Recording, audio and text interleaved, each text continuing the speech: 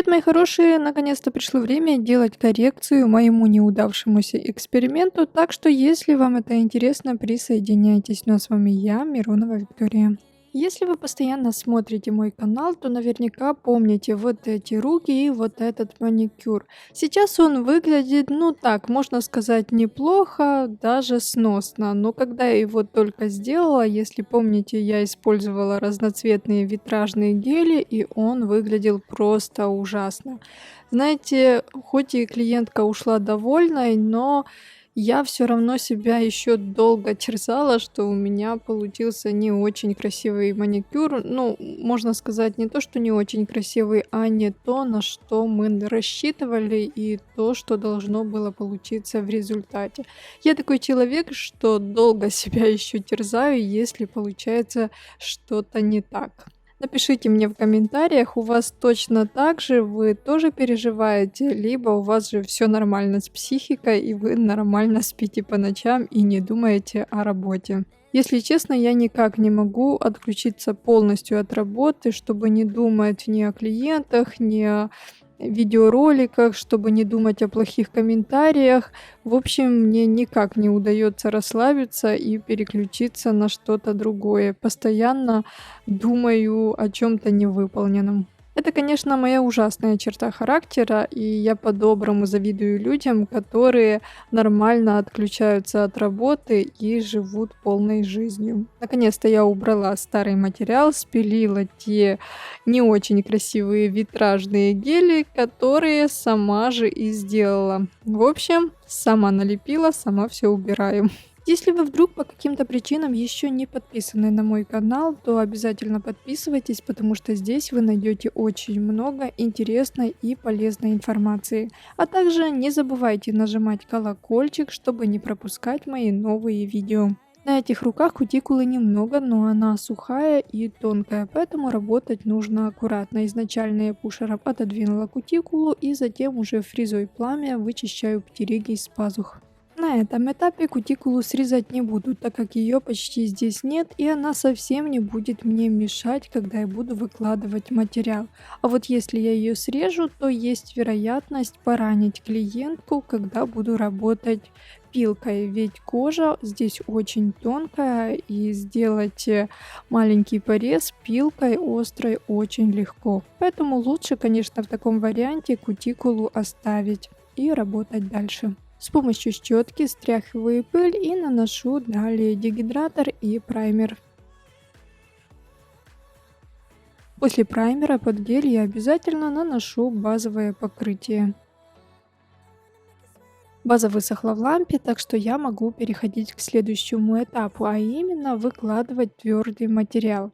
Можно было бы, конечно, использовать обычный жидкий гель и делать коррекцию без опила, но у этой клиентки ногти немного растут вниз, и все равно пришлось бы делать коррекцию без опила в два этапа. Сначала приподнимать клюющие кончики, а потом делать выравнивание. Я не захотела с этим играться, поэтому взяла обычный гель-желе и делаю коррекцию именно им. Гель высох, снимаю липкий слой и приступаю к опилу. Как всегда, изначально я убираю остатки старого материала, только посмотрите, какие яркие кончики снизу. Я убираю их с помощью тонкой керамической фрезы. Это не обязательно должна быть именно такая фреза. Можно убирать свой натуральный ноготь абсолютно любой тонкой фрезой, которая только у вас есть.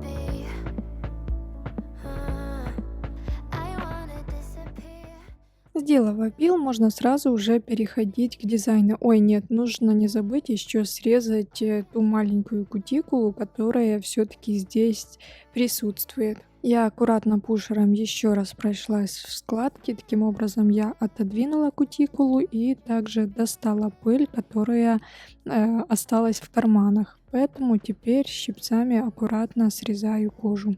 Прошлый маникюр был очень ярким, а этот будет уже очень нежный. Перекрываю камуфлирующий материал молочно-сиреневым гель-лаком. Он полупрозрачный, почти не дает никакого цвета, просто смягчает камуфляж. Вот такие нюдовые ногти в результате у нас получились. Если вы вдруг подумали, что это уже все, то нет, у нас еще будет дизайн. Очень простой и очень нежный. Для этого мне изначально нужно снять липкий слой, и затем я беру силиконовые липкие ленты с металлическим таким цветом, золотые клиентка выбрала, и начинаю их крепить под разными углами. Такой дизайн мы увидели в интернете, очень много есть разных вариантов таких нюдовых ногтей с липкими лентами. Выглядит очень нежно и стильно. Раньше я просто терпеть не могла крепить всякие металлические ленты. Речь идет о тех металлических лентах, которые были в рулончиках.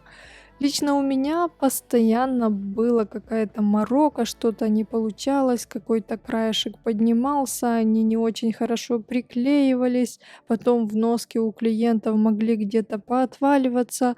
В общем, не любила я с ними играться, и поэтому они были спрятаны в дальнем ящике. А вот с появлением вот таких мягких лент металлических мне прям даже понравился процесс. Работать с ними очень быстро, и в носке они очень классные.